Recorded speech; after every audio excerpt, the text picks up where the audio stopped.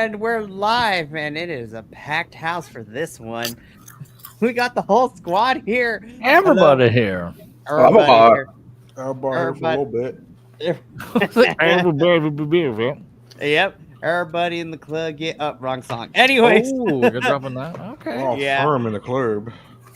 We're all family in the club. Anyways, hi all you BC WrestlePod nerds, and welcome to another rendition of the Dual Dynasty Review, your WWE review show here on the BC WrestlePod podcasting, Twitch, YouTube conglomeration network syndicate thingamabob that we got going on here on the internet.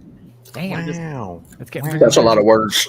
It is a lot of words, and I am going to be changing them up every single week because I don't write things down. Who needs a script? Fair. But I am so happy to be bringing the whole crew with me for this one. Of course, joined with me as always is, of course, the lovable Professor, who is also holding it down on AEW with me. So, hi, Professor. Oh, okay. See. He's reading a script again. He's reading the script. What did I tell you? I'm just kidding. Muted, and I just hear all of them. And then, of course, I have Minnie, who is also holding it down with WWE, making his grand return from injury, I should say. Injury. I just know I'm only here for a little bit to remind the people that I'm still here. I'm still alive. I have to leave in a couple minutes to go pick people up. But just so you know, I'm back, but I still won't watch Ring of Honor, and I will not drink real American beer. Just gotta make sure I put that out there. It seems like that's a common consensus. What jersey are you wearing? You're not a fan of these teams? No, I'm a Cardinals fan, but I am going for the Eagles tonight, and this is a Saquon Barkley jersey because my Eagles jersey is too small now. I mean, that's all right. That's fair. All right, I'll give you that. Because, I'm tired of watching the Lord and Savior of NFL football, Patrick Mahomes, win. You should have worn an NFL ref jersey and be like, I'm a ref fan. No, that means you work for the Chiefs. Oh, my goodness. Boys in their footballness. And then, of course, rounding us out is the newest member, but longtime friend of me and a couple of these folks, Mr. Kiltman. Hello, who did the Lord's work and went through Raw and SmackDown in the span of 24 hours. So you have my respect, my man. 4. I watched them consecutively. Oh, you poor 6 hours. Holy crap. Nice. That's a lot Yeah, that's a it lot was. of content.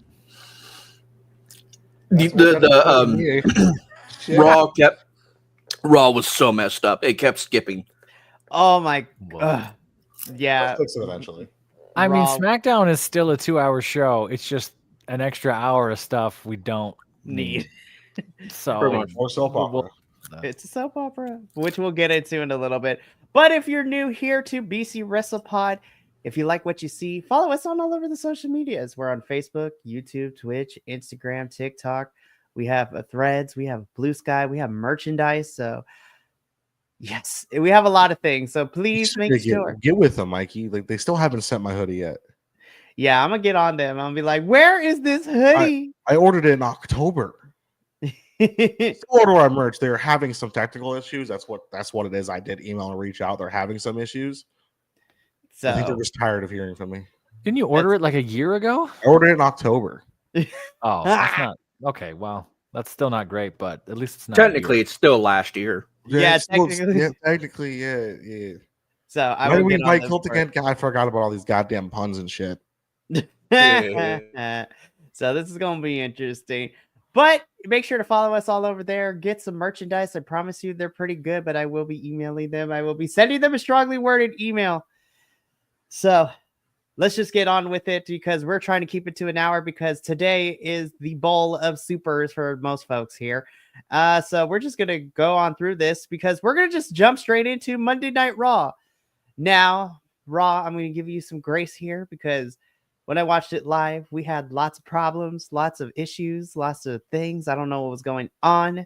What happened? Just glitchy or what? It was glitchy during the Netflix feed, and so it was. Their service can't handle the amount of people that are watching it. It's the same thing that happened during the Tyson fight. Jeez. It's almost as bad as how PlayStation Network has been the past 24 hours. Yeah, PlayStation Network down for 48 hours and everyone lost their minds. It was. I was there back when it was down for 20 days. I was. 2011, yeah. So, despite all that, we're going to try to go through in the order that I could piece it together. So, if I miss some stuff, it is not my fault. It's not our fault. Make it weird. Just throw darts. Just make Just throw things happen. darts. What happened in Raw? You guys ready? Yeah. So here's what we started with. Yes. Yeet. Yeet. So we kicked Monday Night Raw off with our 2025 Royal Rumble winner, Mr. Yeetastic himself, Jey Uso, who's in the ring, who cuts a very heartfelt promo thanking the fans for believing in him, how excited he is to be the Royal Rumble winner, and for the fact that he gets to choose whether he wants to go up against Gunther or he wants to go up against Cody Rhodes at WrestleMania. So he has a lot to think about. Before he could get too far into his promo, though, he is interrupted by our World Heavyweight Champion, Mr. Gunther, who basically gets up in Jay's face and tells him, you know what? You don't want to pick me. And he's basically trying to manipulate and gaslight Jay into picking Cody because Jay is not worthy. And plus, the Gunther brings up the fact that they've already been down this road before. He couldn't get it done at Saturday night's main event when he had a chance at the championship. And he's probably better off picking Cody. So Jay tells Gunther, Gunther leaves and all that. And Jay ends his promo by saying whether he decides to pick Gunther or Cody, it doesn't matter. Because what's for certain is he's walking out of WrestleMania a champion. And I really hope that is the case. I thought this was Jay's strongest promo to date. I do love how far he has come as being a single star. There was a little bit of touch and go there when he won the Intercontinental Championship and then lost it back to Braun a month later. But no yeet. But I am super happy. I am one of the few people that is happy to see Jay be the Royal Rumble winner. And I'm really interested to see who he picks. I really hope he picks Gunther because I think he could be a really fun world heavyweight champion. But that is how we kick off Raw. So I was like, I love it. No notes. Yeet? Yeah, no notes. I have a few. We'll talk this when we get to SmackDown as far as where they're going to go because now they're sort of doomed either way. They're right. They're kind of rope themselves into a corner with this. If Cody doesn't turn, what's that mean for Jay? If Jay just goes against Gunther, we've already seen this, and we know that Gunther's supposed to lose but doesn't. Like, what does that mean for Jay? Jay's kind of stuck in a purgatory thing right now, right? So I'm wondering how they're going to write themselves out of this. Agreed. I'm just here so I won't get fined. So we go from this opening promo. And, we get a bit of a recap of what happened at the scrum after Royal Rumble, in which John Cena literally declares himself for the Elimination Chamber without having to do a qualifier. So he is in the men's Elimination Chamber, and we would see a qualifying match later in our main event for Monday Night Raw. But John Cena is the first person to enter the Elimination Chamber, which, we kind of figure was going to happen. So, cool. We then get into our first match of Monday Night Raw. This was Penta versus Ludwig Kaiser. Penta has the best walk to the ring ever. Oh, I love Penta's walk to the ring. And of course, I love how quickly everybody knows El Cero Miedo, like the whole thing is fantastic. I will say, though, this is not necessarily my favorite Penta match so far. Granted, he's only had like 3 here on the since coming to WWE. I think isn't that his second man match monster? Then he had the Rumble. Well, that's also very true. In which he totally did not hit the floor with both feet. Nah, he was fine. He stayed in for 42 minutes. All right. Speaking of 42 minutes, I gotta go. You gotta go. It's like bye, Minnie. Bye, Minnie. Thanks for popping in. I love you guys. I'll catch you all next time. I'm sorry that I have to leave, but it is what it is. It's all good. Bye, bud. See you later.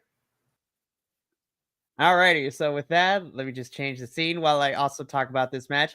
So on paper, I was expecting this to be really, really fun. But the problem I had with this is that I felt like it was messy at some points and certain spots didn't click. Sure. And that was not due to the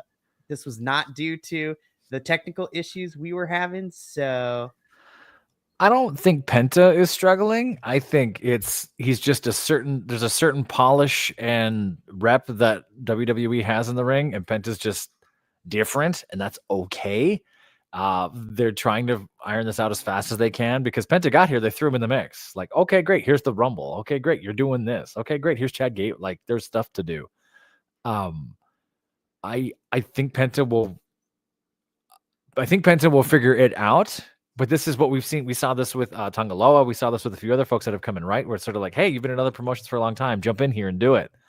And I would like to think that pro wrestling is a similar language across the board, but it's just not. There's just different types and finesses and styles and all those other things, right? You could rehearse or script out whatever you want.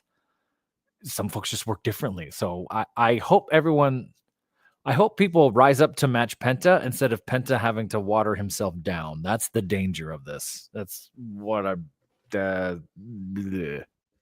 Yeah, I agree with you there. I mean, Penta does pick. Oh, go for it, Kill. I was going to say really to play echo chamber for a little bit. It actually should be that because Ludwig's style is a whole different ballpark when it goes up against when it's Penta. Because Penta, I'm watching him wrestling. I love the match. It's just it was a weird, just slightly not the right cog. It's like it worked out well, but there's a lot of finessing I think needs to happen so that way Penta's able to work better and more smoothly within the WWE, and then some of the other talent with WWE get up to his level, or at least is able to work with his level. I agree with both of you here. Penta does pick up the victory over Ludwig Kaiser, but not before we get Mr. Peter Dune here coming out and having to stare down with Penta. So we might be revisiting this. We might get a feud between Pete Dunne and Penta, which I would all be here for. Give Penta his first feud before, last week when he had the stare down with Braun Breaker backstage. So I was like, let's give him a feud before we throw him into a championship feud. So can't wait to see all that.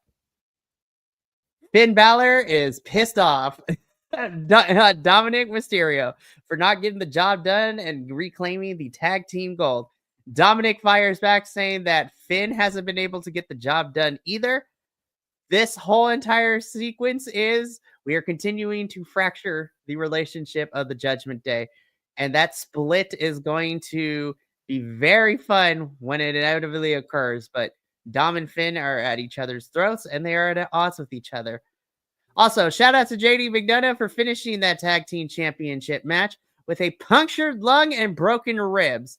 That was insane. That is insane. It's like when I saw the recap of the Impact, I'm like, oh my. I thought when we saw KO go through the ladder during Rumble, that was devastating. And then I find out that JD had a punctured lung. Well, how did you keep going? But also, I really want this to finish this storyline of the Judgment Day fracturing completely to hurry up. It's probably going to end up by WrestleMania, but it's so juicy. Well, we've been calling for it for a while, right? Like, where are you going to go? What are you going to do? Once the Rhea Ripley split kind of happened, we're like, okay, what are we? It's the slow death of Judgment Day. They are eating themselves from the inside out, so to speak, with this one. But I love it. I will say, though, I did get a kick out of this frame with Raquel just in her shades randomly in the corner. Raquel Rodriguez, I love you so much, girl. But what just is trying happening? to get in the shot? Just trying to get her. Yeah, she is so tall. It is ridiculous, but love you, Raquel. So we have seen Charlotte 3 different times this past week because she went to all the shows. I feel like this promo was the least of my favorite of the 3. And I think that's because the crowd was not with Miss Charlotte. And so, Charlotte cuts the promo. She is our 2025 Royal Rumble winner, and she immediately goes into her heel mode. However, the crowd was not giving her the reaction that she needed, which definitely did not help the promo. Basically, in this promo, she says that she is going to be visiting all 3 shows to see who inspires her for her to pick who she goes, which then gets interrupted by mommy Rhea Ripley, who tells Charlotte that she should pick her and, have a WrestleMania match, which on paper, I'm not upset about because I really enjoyed the last time these two fought at WrestleMania at SoFi when Rhea Ripley took the title off of Charlotte. Yeah. Love that. However, I did not like what came out of Charlotte's mouth afterwards. I know it's part of the heel character, but I feel like we could have said it in a different way. But she basically told Rhea if that's the case, then she should beg her to do so. And I'm like, this is Rhea Ripley. Rhea does not beg. I'm like, of the 3 promos we got between Charlotte across the 3 shows this week, for me personally, this is the weakest one. And that's also due to the part the crowd was not giving her the energy and the heat that was needed. SmackDown and NXT did a better job, but yeah.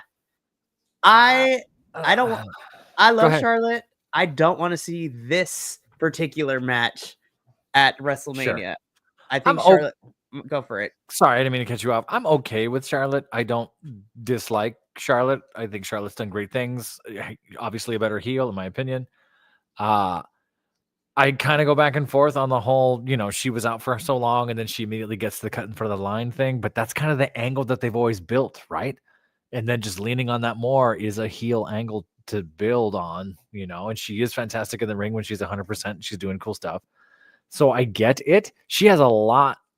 I think the point of having Charlotte come back and win the Rumble was for what we saw on SmackDown, which I believe you and Luis called when we did the review of it. Maybe it might have been Kiltman. Somebody called it and I was like, yeah, I think that's where we're going. I heard that this got a similar reaction to the Hogan spot. Like it just derailed the whole thing. I was like, derailed. This definitely was one of the this was definitely a low point of Monday Night Raw outside of the technical difficulties. This was very close to the Hogan spot. There was no energy. As you said, there was nothing. It was like, yeah, okay, cool, keep talking, whatever. And then you get the pop for mommy coming out, and it literally was just so dry. This match between Rhea and Charlotte does not appeal to me. It's almost just there. Okay, cool, great, we have it. We've seen it before. I don't mind seeing it again. But in all honesty, I would probably prefer. And we'll talk about this in SmackDown because the SmackDown promo was better, but I kind of want to see Charlotte going towards the NXT route. I think to give it a little bit more of a veteran presence in NXT. I don't really follow the NXT route.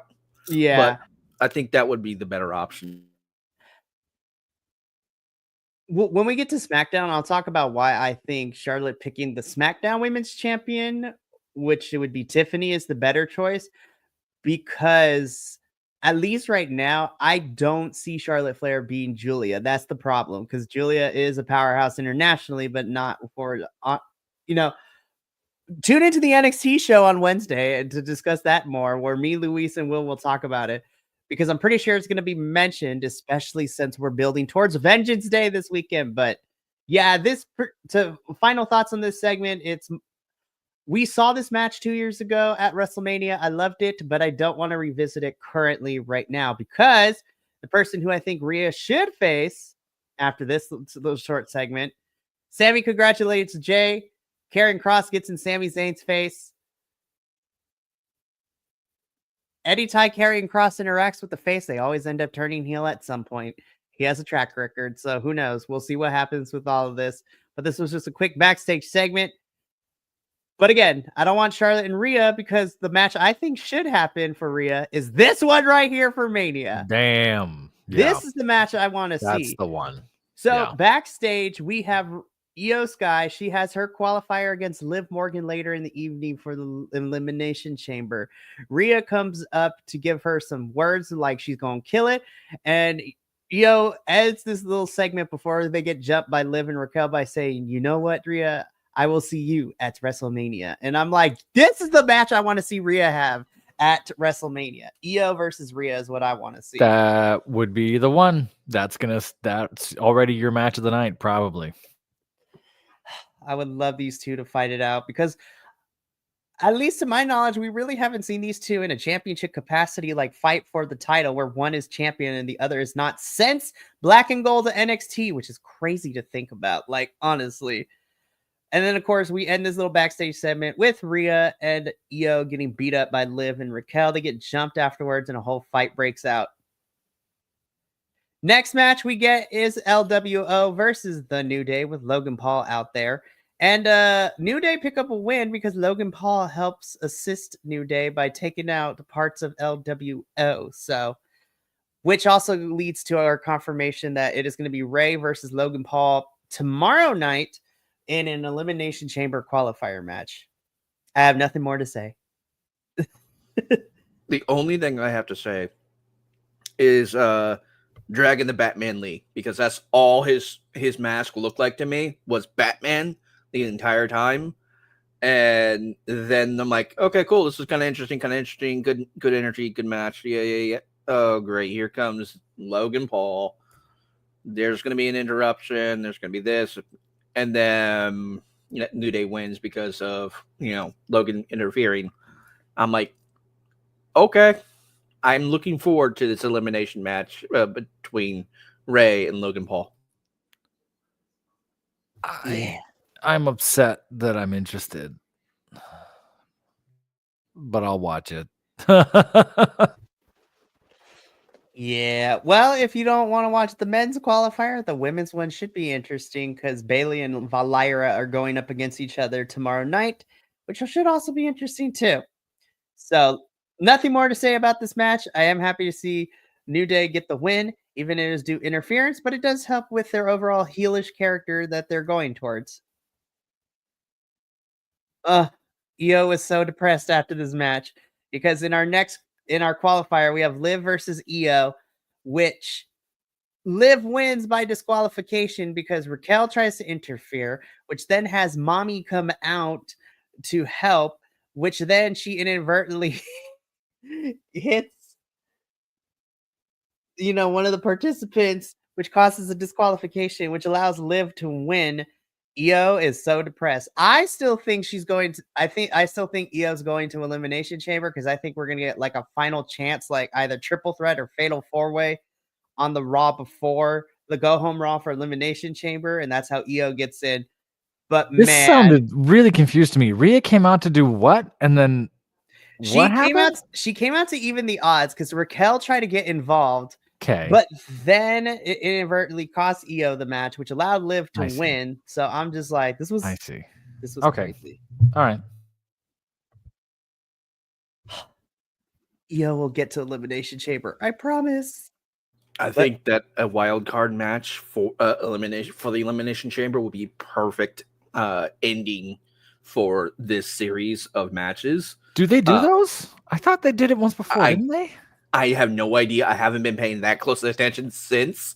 Mikey would know. Well, didn't they do something like that a few years ago where it was sort of like, someone got hurt and then there was here's 2 people we can do it. Not to cut you off. I'm just trying to remember. So the last 2 years that we've kind of done where the Elimination Chamber is like the final, chance to get a championship match at WrestleMania because it's the final stop before Mania. We've usually, for men and the women, we've usually either had a triple threat or fatal 4-way for the losers of the qualifier matches to get one more chance to get into the chamber. So at least the last 2 years, that's what's been the case.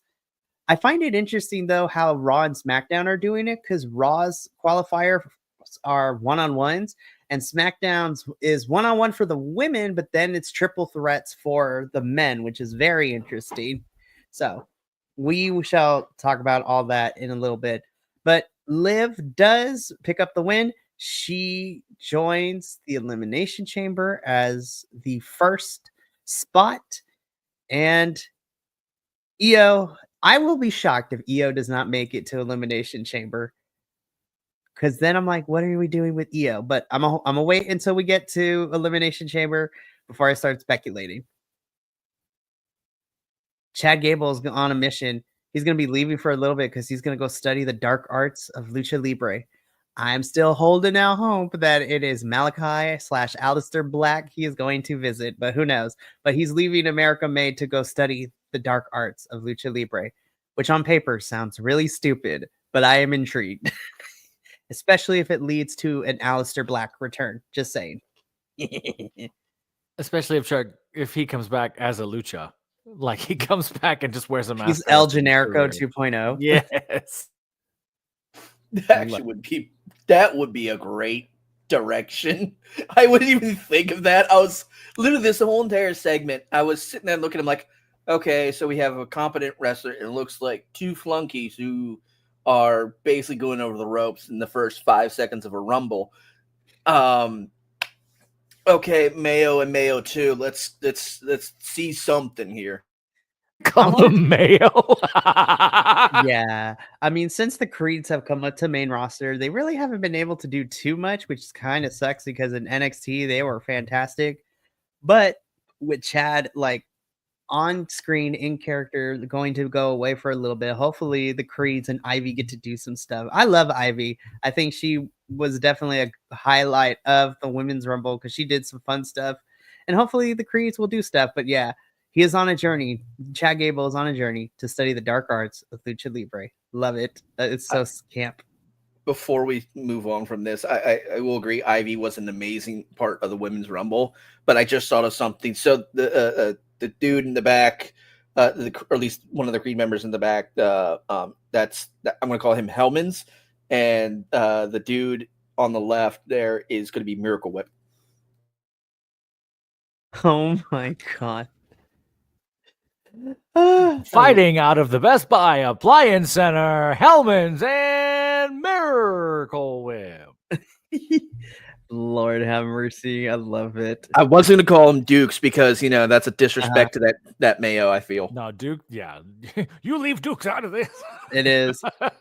Speaking of other backstage segments, we learned that AJ is coming over to Raw, which I am excited. AJ has been moved from SmackDown to Monday Night Raw. So they can't use that photo of AJ. That's in between expressions, cannot. Isn't it? That's him not quite smiling, not quite frowning. I felt like he blinked in the middle of the photo. It's just that question mark face. No, but we'll talk about it with SmackDown too, because we also got somebody going from Raw to SmackDown. But AJ is coming over to Monday Night Raw. Please run an AJ versus Shinsuke feud and not end it in a dick punch like when their first feud, which was I was so mad because who said this? Okay, did you just read that from something? No, okay. So here's what happened. So Shinsuke, when he got called up from NXT, he got a couple wins, and then his first major feud was with AJ Styles, who was champion at the time. Shinsuke would end up winning the Rumble and go on to face AJ, and I was like, oh my gosh, this match is going to be great. The match was amazing until we got to the stupid finish where, because this is under the Vince era, both of them got knocked in the nards, and then AJ won. So I was like, this was stupid. I was so mad. The internet was mad, the fans were mad, and this is the one time I agree with the internet. It was all great until the ending, and I was like, freaking Vince, some BS right here.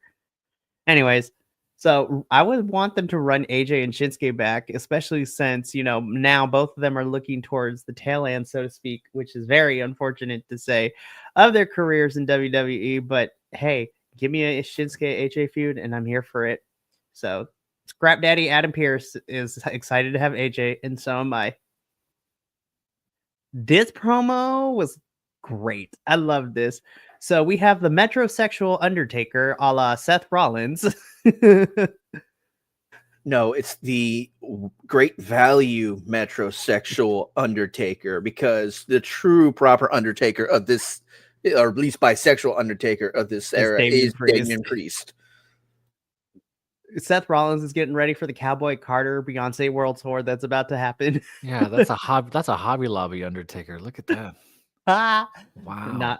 Not open on Sunday. Anyways, so Seth gets into the ring, and it's with him double stomping, curb stomping Roman, and fighting with Punk.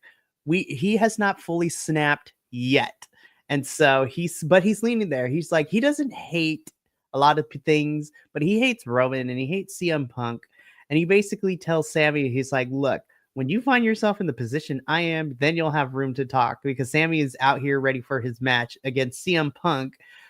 And Seth has yet to completely crash out. Like we saw a little bit at the Rumble, but we have not seen him full go on a psychotic break yet and just wreck everybody and everything in sight. But we're slowly getting there. And I think the build towards this match at Mania, because I'm pretty sure we're getting Seth and Roman at Mania. But remember, CM Punk still has this favor for helping out Team Roman at Survivor Series. I think we get a triple threat between Punk, Seth, and Roman at Mania, which then I think this is where Seth is going to snap, which I'm here for. I would like to see that. What I would also like to see is instead of CM Punk coming out, it's Dean Ambrose.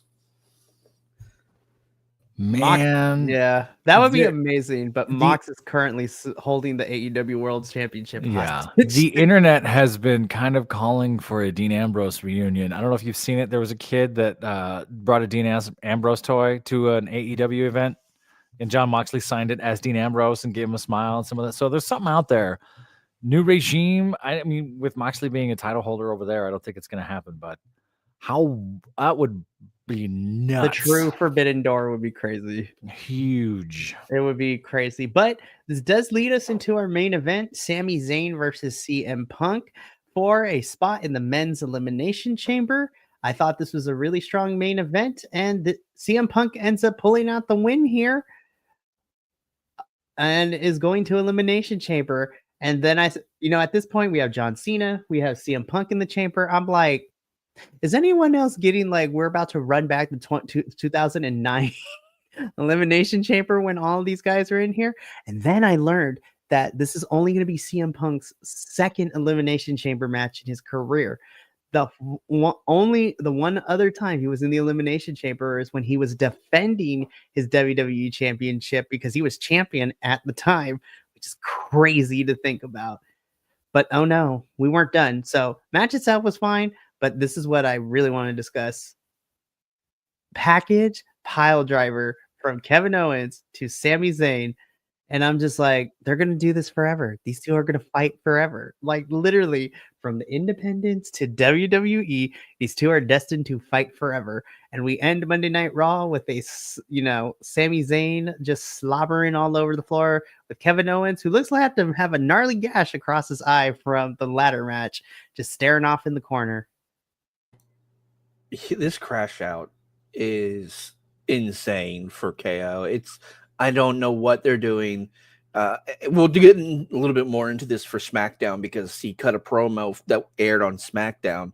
And I'm just like, dude, can we not? Why are you going after random people? I understand going after Cody. I understand going after Roman Reigns. But Sammy was there to help you. He was there to make sure you were okay. And now you're going to pretty much end his career for what? You know what? Let's kind of take that SmackDown piece and apply it to here. So, Kilt, you brought up the fact that Kevin Owens cut a promo, and basically it was a crash out promo, but in the sense that, you know what, Kevin Owens, everybody's out to get him. He's getting paranoid, all this stuff, and I was here for it. But the fact that he targeted Sami Zayn, which on paper I would agree with, but the problem I have with this whole thing is that Sammy really didn't do anything for Kevin to perceive it as you betrayed me. Like had he stopped Kevin from doing something crazy to Cody, or if he helped Cody win in any way, then I would be fine with the crash out. The problem I'm having with this Kevin Owens crash out is the fact that freaking Sammy didn't really pick a side. He was just there. I mean, he took care of Kevin Owens and he was looking out for him towards the tail end of the match. But I'm like, what is happening? This crash out is weird. Like, I'm excited for the match. Don't get me wrong. But the storytelling is not there for it. I think the promo in the car on SmackDown was, I don't want to say it was a stretch, but they were stretching. They were really trying to connect the dots here. And I get that if Kevin Owens' thing is sort of this perception as reality thing that everyone's against me, so he's finding excuses, then lean on that type of psychoses, right? As opposed to the sort of, I'm going to cry in my car here are the reasons why I'm going to cry in my car thing. That's what kind of irked me some. Mikey's camera followed him as Mikey left. I was like, wait, where are we going? Are we going on an adventure? It was like, here we go, we're doing a thing. So that was kind of my take on it. I don't think it was if it's just Kevin Owens hurts his friends, at some point it's going to get old, and you just kind of write Kevin Owens into a corner, which we talked about here a handful of times, some of these things. So I don't mind seeing Sammy and Kevin fight forever. I think that's fine. That doesn't bother me. It's just kind of how we get there. This probably sets up Randy Orton coming back, taking some kind of revenge. Something's going to happen to Kevin at some point. Right now, I think this just made this more convoluted. You didn't have to do it like this. It would have made more sense if this was Kevin goes after Jay. Jay wins the Rumble. Kevin Owens snaps and hurts Jay. I'm the real title guy. Pick me. I'm not going to pick you. You're not an actual title holder. Like, that would have been super cool. Now we're just sort of in the, yeah, I always hurt my friends kind of place. And I'm like, we've been here before. So remember last week when we discussed Rumble and we were saying we think something was cut from that seat, that spot. I think something that would have linked this a little bit more was cut just because of whatever happened in those last few minutes of that match. Could be, yeah. And so that if that was there, it probably would have made more sense. But as you said, it's literally he's just sitting here making weak excuses, trying to connect the dots. Because the promo was, oh, well, this is your fault, Sammy. You didn't help me. You helped Roman in the next match and in the Rumble, but you didn't help me. But you brought this on yourself, my dude.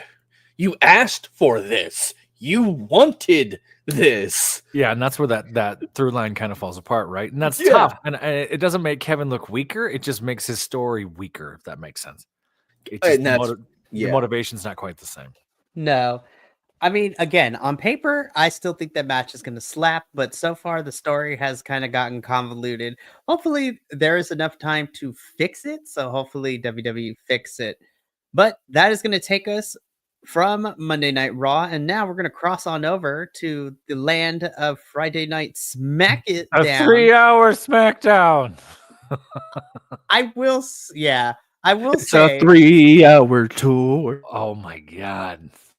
The third hour is always tough to get through. It's crazy. But we're going to keep it brief here because I tried. Thankfully, SmackDown did not have the technical problems that Raw did on Monday, so I was able to watch it clearly.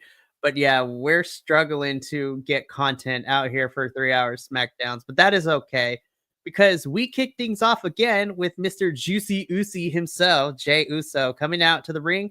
He cuts a promo, and this time he is interrupted by the American Nightmare, Cody Rhodes. Cody commends Jey on his win, and unlike Gunther, tells him regardless of whether he chooses Gunther or Cody, Cody and Jey have been through a lot, both on opposite ends and with, on the same side as each other. And he would be happy if Jey ultimately chooses him to have a match at Mania with Jey. So the complete opposite of Gunther.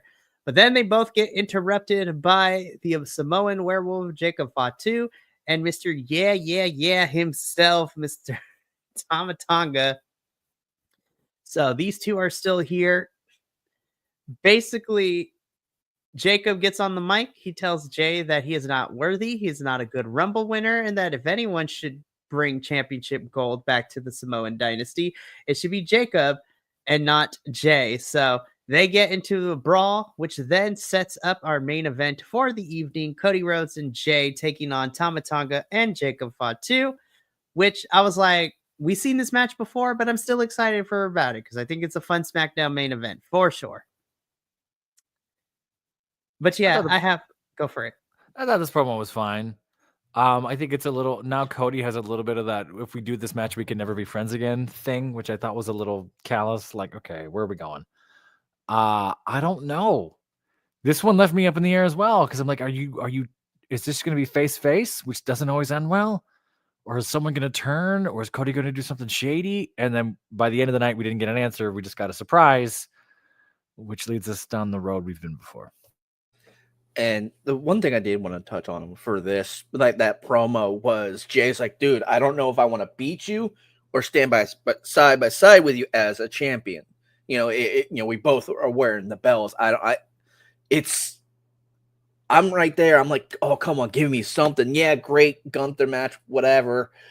I honestly would prefer a Gunther versus Cena match in this aspect. In a Jay versus Cody. Now, granted, Cena trying to go for number 17 for his title, which is great. That's cool. Sure, why not? But it's like the match would be better if it was Gunther versus Cena, because just their styles and their dynamics are so different. Sure. I think that would be a better match to watch. And then Cody versus Jay would be a more lighthearted, more fun match, because I see Jay as a very people-oriented champion, so to speak. He's always in the crowd. He's always engaging with the universe, and he's always bringing that energy to every time he's on the shows. And Cody, yeah, he's there. He's bringing stuff, but it's like, and he's there to do the ticket sales and to generate the revenue. But I think that it's just that slightly different personality, that it's more welcoming, more warm. And Cody's kind of like slightly nuke at warm at most with it, and I think it would be a better match. So I think Cody is a good corporate person for the company, for WWE. He's a good champion for like interviews and stuff like that. But I think Jay is a people's champion. He is literally taking the moniker of what The Rock was known for, is the people's champ. Because Jay is so over with the crowd. He always interacts with them. He walks through the crowd for his entrances. So I think Cody is a good champ. Cody is a good face when it comes to like the business aspect of things, where Jay is the best for like the fandom of the WWE universe, because both are good for WWE universe, just in different aspects. But we will talk more about these gentlemen towards the tail end of SmackDown in our main event, because we get a banging first match, which is a Elimination Chamber qualifier match, Bianca Belair versus Piper Niven. This match ruled so much. Bianca Belair's power never ceases to amaze me, hitting Piper Niven with a KOD, but also Piper being able to show off why she is amazing as well. This was a fantastic match. Bianca does end up picking up the victory here and joins Liv Morgan at the Elimination Chamber as the second participant added to the match. We have a lot to talk about, so I don't want to take up too much time. This was awesome. Piper Niven does things that make her look graceful for someone of her stature, which is just, with someone with Bianca holding you up and doing things, like it's just fun. Set a high bar for the night right out the gate, even though this was like 30 minutes into SmackDown. Like we hadn't seen anything until this point. So I'm sad for Piper. I want to see Piper get used more. She's kind of stuck in that Chelsea Green purgatory, which is fine. I don't mind that. I just hope that means that eventually we see her do something. I have to definitely agree, because this probably was the best match of the night, at least for me, because I didn't like how my other favorite one was going to be. And that ending spot with Piper on top of EST's shoulders and just the drop. I'm like, damn, that's twice this year so far that's happened to Piper, where someone who is of a smaller stature, and you would normally be like, oh, that's not, that person can't lift that person. And Bianca goes for it in like the first 10 seconds. It's like, oh, she's going to try and do it now. No, it's just like, you ain't about to get me. Yeah. And then, yeah, that whole entire bit was great. I loved everything about this match, and it was very, very well done. Piper is just the MVP right now of making things look crazy. I mean, she got hit with the KOD here. She got hit with Jordan Grace's Death Valley Driver in the Rumble, which was nuts to watch too. So we'll talk a little bit more. Well, I mean, we could talk about Piper here because later in the evening, we do see Chelsea and Piper, talking with Byron Saxton because Chelsea does have a qualifier coming up. But now Chelsea has a target on her back because BFAB and Michin want to come after this championship. And then new to SmackDown too, Zelina Vega also has her eyes on the Women's United States Championship. So I'm excited because I was like, you know what? Now this is actually a pretty, and if we put Piper into the mix, we have a strong women's mid-card division with Michin, BFAB, Zelina, Chelsea, and Piper fighting for that championship. Like the mid card is strong, but I hope it doesn't fall into that AEW place where it's like you got a lot of folks that need time and folks just get squeezed. Yeah. We've hardly seen Zelina Vega. Like some of these big names from 23 and 24. It's like, where you been? It's February. Come on. I mean, I'm hoping that the split between her and LWO, I hope Zelina will be able to do more. So we shall see. But again, this match ruled. Love to see it. We also continue to find out more people are getting moved over. So we got more women on the roster. So Kaden and Katana are going to be moved over to SmackDown, which makes me excited because, SmackDown, we need more women's tag teams and individuals. So I'm not mad with more women on the roster, which leads into our next segment because Carmelo Hayes is going to be receiving some quote unquote backlash / punishment for what happened at the Rumble. So he will be facing Akira Tozawa later tonight per special request of Scrap Daddy Adam Pearce and Nick Aldis, that it will be Carmelo Hayes, who is on SmackDown, taking on a Raw superstar in Akira Tozawa. I love this part too. This is like Akira Tozawa taking, Melo's catchphrase, Melo be like Melo don't miss. Airball. I'm like, yes, come on, Akira. I'm so hyped for this match because that was what should have happened after Melo basically just took Akira out for no reason, really, outside of he was there. Yeah, which we'll talk about when we get to their match because, spoiler alert, it did not go in Akira's favor, but we'll talk about that. This was clunky. As much as I love Pretty Deadly and DIY, this was clunky. So DIY comes out, which, the crowd is booing them. So good on you, crowd, because they deserve to be booed because they're heels. But they try to do like this in memoriam thing where they, are having things for, the Street Profits and Machine Guns. And basically that DIY has cleared the tag team division on SmackDown, which then leads us to being interrupted by the Yes Boys, Pretty Deadly, who are still not happy with DIY. And they're slowly coming to the light that DIY are not the greatest people on the planet, which I loved. But I feel that we're kind of fast forwarding a lot of this really quickly because after a very clunky exchange, Nick Aldis, because the Yes Boys want a shot at the championships, DIY says no.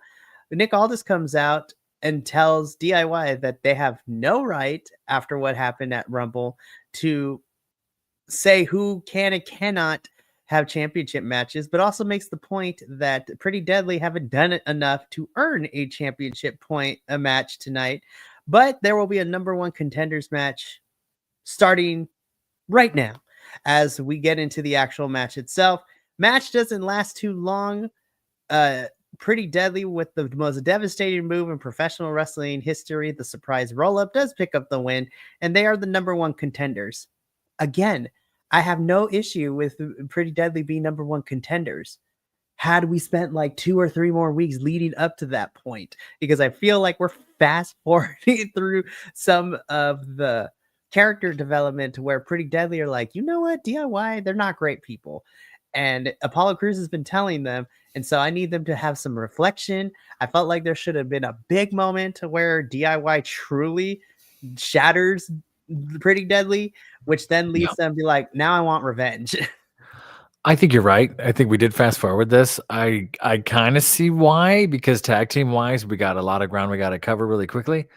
And it seems like, as we'll talk later with the Street Profits promo, it's like that's the Street Profits I wanted to see when Bobby was here, right? Like that's what it should have been. Anyway, yeah, I think they sacrificed 3 or 4 weeks of character development and promos for just, hey, let's make them number one contenders now. I agree with you. However, I do think their WWE's creative bet paid off because Pretty Deadly walked out there and they were immediately faces. Mm-hmm. We didn't need the 3 weeks. And they were kind of banking on that, right? It's sort of like, let's make them a face in 3 minutes. And it worked. So now next week, they're pure face, which makes me sad because Wade Barrett was kind of hinting at like, well, they're not going to do the funny things. They're not going to do their musical. And I was like, but that's what made them fun. Please bring it back. So I hope we don't lose the silliness and sort of, I don't even know what the word is. The theatricality that they bring to this, just so there's now their faces, now they have to be serious. I really hope they don't lose that. I really still hope that they're fun. If all of a sudden they start coming out wearing all black and stuff, it's like, come on, be who you were. I definitely agree with that. I think that they will keep it like, the non-serious theatrical, but it's still more of, they're going to take it a little bit more seriously. And probably what they'll do is they'll turn up the theatrics and all the goofiness a little bit more and be very more serious about doing it. Because that way they can still keep the face value, but also keep what makes them them. I want them to dig into their NXT when they were the NXT UK champions, because I feel like it was the perfect balance. They were super theatrical. I mean, they did a whole pre-tape segment where, as the NXT UK champs, they wanted to take the tag titles to be more cultured and to have people be more cultured. So my favorite bit was when they took those tag titles, they wore them on camera and did the British version of Thunder from Down Under. It was the most hilarious thing I have seen in my life.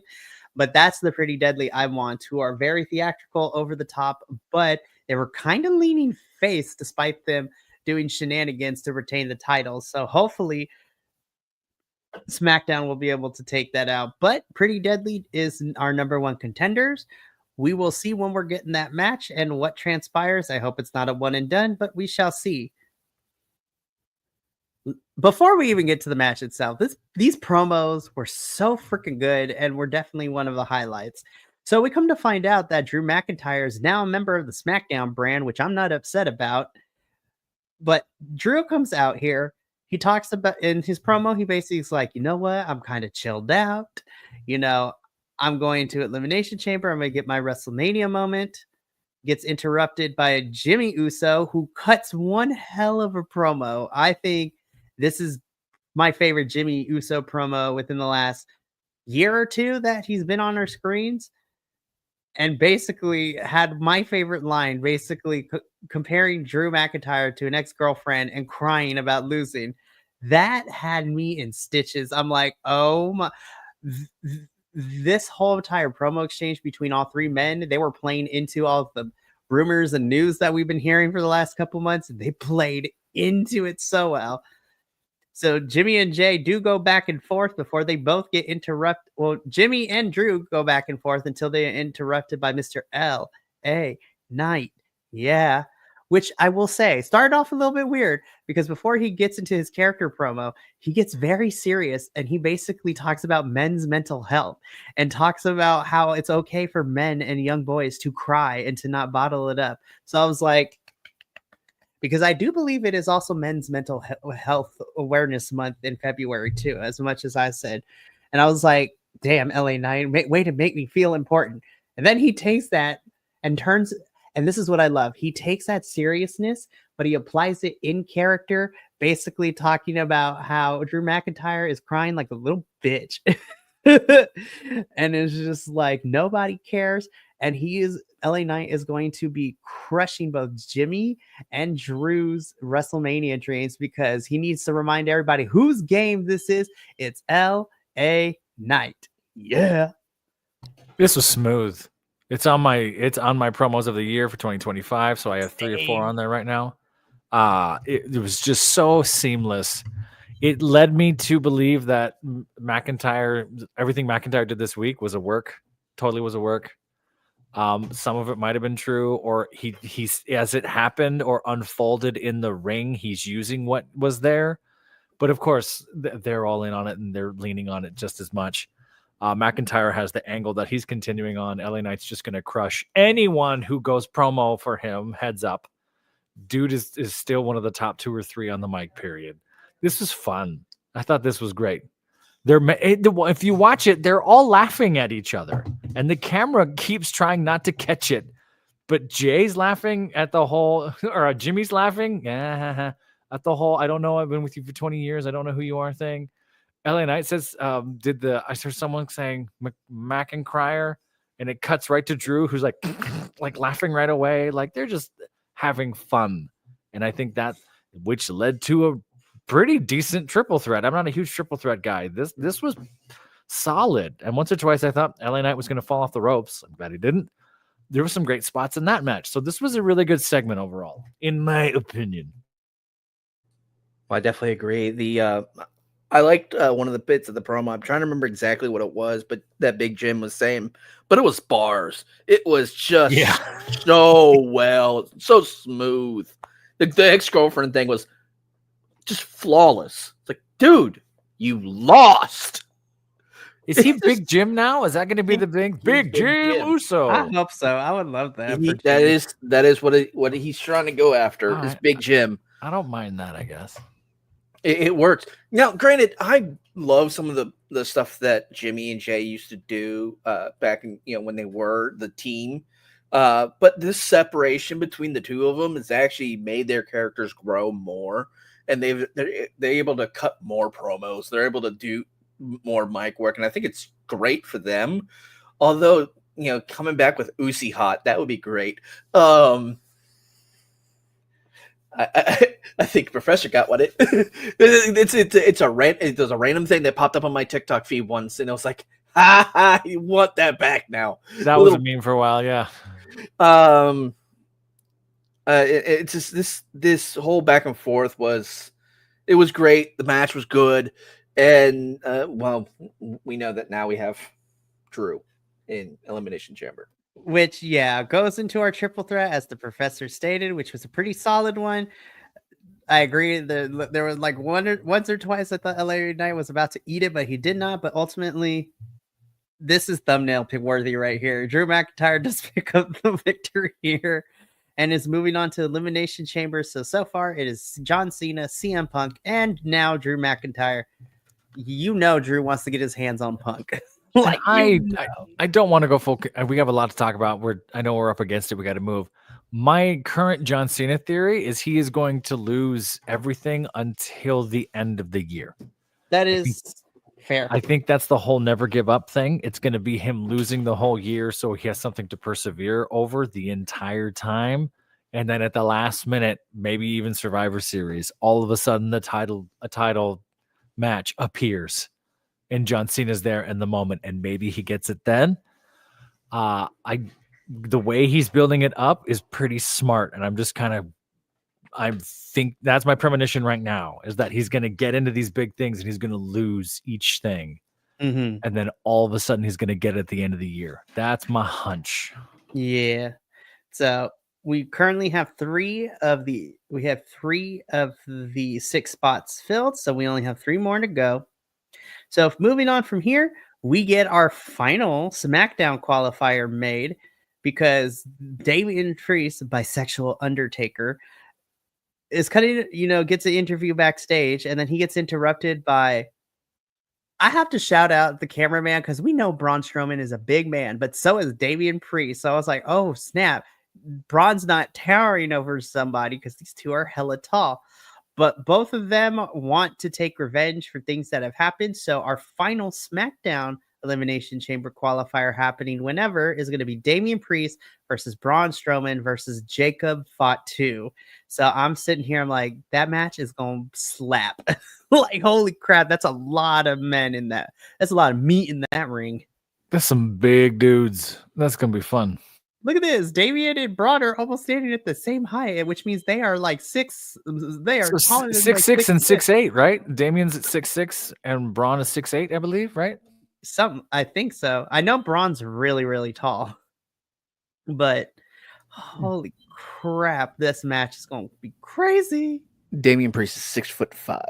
Damn. 6'5". I gave him a few. All right. But still, this is going to be a crazy match. I'm excited. It's going to be a car crash, train wreck, a plane explosion. Like, it's going to be nuts, but in the best way possible. Oh, I can't wait for this qualifier when it goes down. The one thing I thought about this promo specifically was the camera guy's like, "Can y'all just kneel down a little bit?" I love it's up angle the whole time. Poor dude. This is like, God damn, this hurts. Can y'all just kneel down so I can kind of lower? He's on a stool at some point to try it. They probably just brought it over like, whoop. God bless. They brought the baby ladder from the ladder match. Those three in a baby ladder match, that is pay-per-view. That would be hilarious. That would be money. Oh my gosh. God bless the cameraman. I'm excited for this final, qualifier. So from this backstage segment, we get a short match. Carmelo Hayes versus Kira Tozawa. Melo don't miss. He does pick up the victory here, giving him a win after what seemed to be a dry desert of stuff for Carmelo to do since the best of 7 series with Andrade. Now So we need a best. I was just going to say, we need a best of 7 with Akira now. The best of 7 series with Akira Tozawa. I don't really have too much to say. This was a fun match, and I'm like, Carmelo Hayes is him. Let's give him something more to do. I like it. So, moving on. This was, of the 3, this was Charlotte's best promo of figuring out who she wants to face at Mania, for sure, especially when she basically broke the fourth wall and says, you know what? I'm Charlotte Flair. I live rent-free in all of your minds. I'm on the tongue of everyone's conversation. And she didn't specify with the conversation being great, because she's like, you all talk about me, which is true, because people love to talk about Charlotte Flair, mostly in a negative light, but people talk about her. She's always in conversations. And at Mania, she's going to decide who she wants to face. This is where I love this, because Tiffany did not wait for a cue. She just came out and she basically told Charlotte, you should pick me, because you know what, Charlotte? I'm the newer, shinier, better version of you. And you know what? She wanted Tiffany to do the same thing, to beg and grovel, but Tiffany's like, no, I'm not going to do that. And I'm like, please let this be the match. Please let Charlotte pick Tiffany. I need Tiffany and Charlotte at WrestleMania. This is the match I want to see. Which then, before we talk about this as a whole, we get an interruption by Nia Jax and Candice LeRae. Nia Jax looking great in the outfit. Love it. Where she lets us know that we have a championship match. Nia gets a rematch next week on SmackDown. And before we get into our next match, so let's talk about this segment. So again, I personally believe this was Charlotte's best of the 3 that she had when it comes to looking for challengers. And Tiffany and Charlotte is the match that I want to see the most. This is the payoff for Charlotte winning the Rumble then, right? We get Charlotte in there. Everyone says what they've always said about Charlotte. The first promo doesn't hit the way we want. She goes to NXT, does her thing at NXT, and then comes here to the one that we know, and not too dissimilar from Pretty Deadly, right? Tiffany walks out, immediately a face. Bam. The crowd goes, yep, we like this turn. Here's where we're going. They might have been anticipating more of a, I don't know. I don't want to say face. That's not what I mean. But I think they wanted more reverence for Charlotte when Charlotte came back. Like, oh, you're back. We love you. That and, divorcing Andrade a week before. A lot of folks are all in on Andrade for that, if you're following the drama, right? That divorce being finalized this past week before Rumble, but they've been going through it for like the last couple months. That's hard. So all that aside, yeah, I this makes Tiffany super strong. This actually, in a way, gives Nia more to do, because now Nia's now involved with this Charlotte Flair angle with all these other things. So I think this is brilliant. I do think by hook or crook, Charlotte picks Tiffany Stratton. I think Tiffany Stratton should go over. Tiffany should defend the belt against Charlotte, and that just solidifies her as, hey, you and Rhea are this new generation. Carry it. I'm intrigued. I would love for Tiffany to win against Charlotte, because I think that she's already established as a future star, but now, like you said, Professor, a win over Charlotte would definitely solidify her as the new next generation of WWE superstars to carry the next 4 or 5 years of this company. So, but again, I've been enjoying Nia since her coming back to the company, and I love how we've been. She just seems more.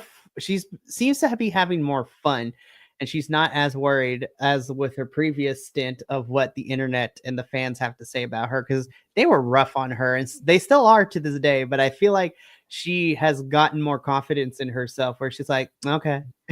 I not to go down a rabbit hole, but I guess I'll just talk about. I do think the initial criticisms of what she did was that 3-4 years ago are kind of valid, because she got in there, she got wild, and started hurting people. And she apparently she was talented. She knew what she was doing, but the criticisms were like, "Hey, by the way, you don't just get to show up and hurt folks. What are you doing?" And then there was a whole backstage angle to that. There was a whole lot of stuff going on. Her coming back and sort of pumping the brakes, like, okay, humbling herself and bringing herself back around. At least that's what it looks like to me. I don't know all the details. I only know what I've read. Yeah, she is having more fun. She is enjoying this more. The women are willing to hold her up like they normally are with some of these matches and things. So I'm intrigued. I am as well. I think the Charlotte Tiffany match is the better option. It's just the energy was more there with the crowd versus the on Raw. And then the Nia Jax interruption was interesting to say the least. Now, granted, I would like to see a Nia Jax versus Charlotte bout. That would be interesting. That would also be another interesting take to go. But isn't that the match that got Nia let go? Is when she hurt Charlotte a few years ago? Wasn't that the one? I feel like there's a couple of one. I wouldn't be surprised. I would have to do some fact checking about it. I do know that it kind of started too when she broke Becky's nose, which made her bleed, which ultimately WWE capitalized on, and that's what was the genesis of the man Becky Lynch. Sure, but I agree with Kiltman. Like a Nia Jax Charlotte, that could be wild. That could be a SummerSlam match, which I would love to see. I mean, now that SummerSlam is 2 nights, it's going to be interesting. But this leads us into our next match of the evening, which is our second women's Elimination Chamber qualifier match with Candice LeRae taking on the returning Alexa Bliss. I just had to put this in here. I cried a little bit. I was like, Fiend forever, Alexa Bliss. This sign killed me. That's the sign of the night. That's the one. Sign of the night. Why didn't they show that when they did this whole look at the signs? And they skipped the one that we all saw. It's crazy. But okay. So I want to start up by the positives by saying I'm so happy. I'm so happy that Alexa is back. I have missed her. I think she is fantastic. I also love Candice LeRae. However, I feel that while this wasn't the most horrible match, I'm going to say the same thing I said when it came to the Penta and the Ludwig match.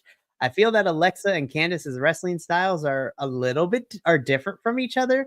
So the match itself was fine, but I felt like there was not a lot of fluidity between spots and connecting moments to, in a way, kind of tell the story from beginning to end with this wrestling match. They had some cool spots and I'd love to see it, but I felt like it was also a little bit clunky as well. And I don't know if that's because wrestling styles are different. It's been almost 2 years since Alexa's been in the ring, but I feel like there was a little bit of a lack of chemistry. That's just me on a personal note. But Alexa does win, so I'm not mad at that. Alexa's going to Elimination Chamber, but I kind of wanted this match to be better. I don't know. Am I crazy, boys? Like, what do you think? Well, yes, you are crazy, but this match was a little weird. The only thing I can say about this match, that was the hottest rolling ball I've ever seen. It's the only thing I can say about it, because it was a great match, but damn that rolling ball. They got inspiration from Sonic the Hedgehog. Yeah. Just like rolling. But yeah, Alexa wins. She's going to eliminate. Listen, I'm already excited for this women's elimination chamber. You have Liv, Bianca, and Alexa. Like, holy crap. I can't wait to see who else ends up being in that match. But we go on from here. This is the Street Profits I have been wanting for the last 2.5, 3 years now. This is the Street Profits that I wanted when they teamed up with Bobby Lashley when he was still in the company. This promo kicked all the ass for me. And I don't care. I'm biased. I have been a Street Profits fan from day one. But this is the energy and the dynamic shift that I have sorely wanted from these boys. Yeah, where was this? They had a good 7-8 month angle with Bobby Lashley. They never did anything like this. To the point where I remember we were talking about it going, maybe they just can't be hard. Maybe they are just kind of goofy party. And then they went into this. This is the thing that was missing. This is sort of evil. We're gonna mess you up. Street Profits. This is great. And this is kind of what the tag division needs right now is the no nonsense enforcer guys that are still charismatic that we want to root for. Love this. Where was this? Was this just not? Now I'm going full conspiracy theory. Is this not what Bobby Lashley wanted him to be? Is there creative to get in the way? Is they wanted him to look like suit and tie guys for some sort of reason? This is cool. I'm like, just let Montez and Angelo just be them. The crazy thing is while they are now being presented more heelish per se, I think they did an excellent job showing the passion because I still think despite them being a little more aggressive, well, aggressive is not the word, by having them be a little more rough around the edges and be a little bit tougher instead of their goofy like party ways like we've seen them, I still think the crowd will massively be behind the Street Profits. Oh yeah. That's the tough thing in the tag division is there's only really one heel team, right? With DIY for obvious reasons. And everyone else is sort of like, yeah, but we still like you sort of stuff. I don't know. They could play, and we've talked about, they can play the tweeners. They can play that sort of anti-hero feel. I think they can pull it off. I'm interested. Again, we still have a long way to go, but I would love to see a triple threat between DIY, Profits, and Motor City Machine Guns at Mania. Like, that match would be crazy. And I mean, look, normally I'm not a big like multi-tag team match type of person, but if WrestleMania 39 at SoFi taught me anything, when we had that fatal 4-way tag team showcase, that ended up being one of my favorite, like top 3 matches of night 2 of WrestleMania because it was the War Raiders, Profits, Ricochet flying all over the place with Braun Strowman. Like that match kind of slapped. I think it's few and far between where it works. You're right. When it does work, you catch magic in a bottle, and now it's history making. It's such a tall order on 3 teams, even 4 teams, 3 teams to kind of pull that stuff off. I mean, maybe the 3 of them could do it because they're all just so seasoned. They've done so much. I don't want. We're already over an hour. I don't want to talk too much, but I could go either way. We could talk about that another day. Yeah, but these are the Profits that I've wanted for so long, and I'm excited that we're getting them. Let's talk about it. Main event. Main event was fun. Cody and Jay do pick up the victory over Tama Tonga and Jacob Fatu, but we get the return of Solo Sikoa, who has gone missing for the last 2.5, 3 weeks of SmackDown television, and he is back. Please do not give me another match between Cody and Solo. I feel like we have ran the well with that one so far. So to speak, or Solo Jay, or so like they've done this so many times. I still can't get over the fact that SmackDown's using the South Park font for their ending credits. Right, that still irks me a little bit. That's all I see when I see. I just noticed that. All of a sudden, it comes out with dang dang dang dang dang. It's like, oh yeah, look, they're here. I'm waiting for Cartman to like do a voiceover. Cartman is Solo. Oh my god. Yeah, Solo's Cartman. Yeah, we could do this whole thing with that. Yeah, Stan is Cody. Yeah, that makes sense. It's gonna get dark. I gotta stop. Wait, Go ahead. who is Kenny? That's why it's gonna get dark. I don't know if I want to say the things I want to say. Oh my gosh, they killed Kenny. It's Okay, always, it's always Akira Tozawa is Wait. always dying. So Okay, I was gonna go Akira, but then I'm like, wait, what about KO? Kevin. Yeah. Oh my god, they killed KO. You bastard. Yeah, KO's the one always killing someone. You killed him, you bastard. Oh no, Sami Zayn is Kenny because he sells. That's like, right. Yeah, he's Canadian too, so yeah, That that is- kind of works. Speaking of selling, that's actually one thing I forgot to bring up the Carmelo and Akira match. Carmelo sells really well, and he sold a little too much and just smacked the referee by accident. Oh yeah, he did get him. Yeah, you're right. He did get her like, ooh, and you could see he was like, oh fuck, I'm sorry. I love that we're talking about that because we know that we're not really too thrilled about this. Yeah, I mean Solo's back, fine. He did the normal bloodline. I'm gonna wear all blacks and jumping from the crowd thing, fine. Gives the Simone spike to Cody, fine.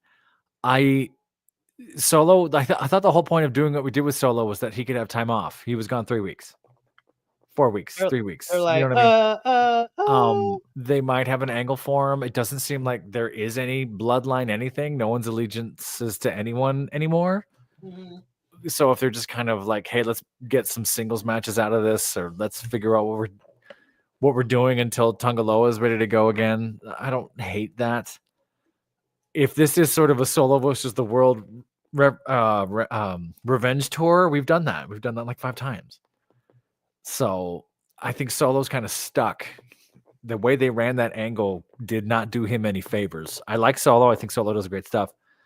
I don't know what we're going to do. We didn't need this. And a lot of folks are positive. They like Solo. You know, that Simon Miller loved this, even though he was kind of like, yeah, okay, but I'm glad he's here. I was like, yeah, but where are we going? 100%. And it makes me wonder if Cody's gonna do something with Solo at Elimination Chamber, but I have no clue. And I'm just like, all right, fine. I will give it benefit of the doubt to see where we go, but who knows? So that does bring us to the end of our SmackDown, though, and the end of our Dual Dynasty review. Overall, despite Raw having technical difficulties and then the return of Solo not necessarily being my favorite way to end SmackDown, overall, I enjoyed myself with WWE programming. Now, this upcoming week, though, is going to be interesting. So we got Raw and SmackDown as we normally do. The NXT crew, however, because, you know, NXT is part of WWE, we have some craziness. We thought the Rumble was nuts. Now that we've taken a week to digest main roster stuff, we get into this week because we got a lot of stuff going on this week. So on Tuesday, we have our All Elite Ensemble review, in which the professor and I will be covering Dynamite and Collision, which is crazy because I gave Collision an A- on the report card this weekend. Collision was Really? so All flipping good. Oh my gosh. Like the last couple weeks for Collision for me, they have revitalized that show and it makes me excited. So Dynamite's still kicking it, but Professor and I will be reviewing AEW on Tuesday. Wednesday, you get 2 reviews for the price of 1. You get NXT as we review the Go Home show because NXT's first pay-per-view of 2025, Vengeance Day, is this upcoming Saturday. So I'm super excited about it. And then later in the evening, you can see 2 masked luchadors and myself talk about CMLL and Lucha Libre action. There's also a lot going down for Lucha Libre. It's crazy. Then on Friday, on a special Valentine's Day edition, we will be covering the TNA review. And yeah, so pretty normal week this week, but still going to be a lot of fun and happy to get back to everything. So boys, thank you so much for joining me this Sunday. I look forward to seeing y'all again to review next week's shows for Raw and SmackDown. It's going to be a fun time. But that is going to be it for us here at Dual Dynasty. From myself, the Professor, Kiltman, and of course, Minnie, as well as the rest of the BC Wrestle Pod family. Remember, take care of yourself, love one another, stay iconic, and more importantly than anything, you always deserve to finish your story. So we will see you next week. But until then, sayonara, Adios. And as many always say, we do what we do because we wanted to. We will catch you later. Ta-ta for now.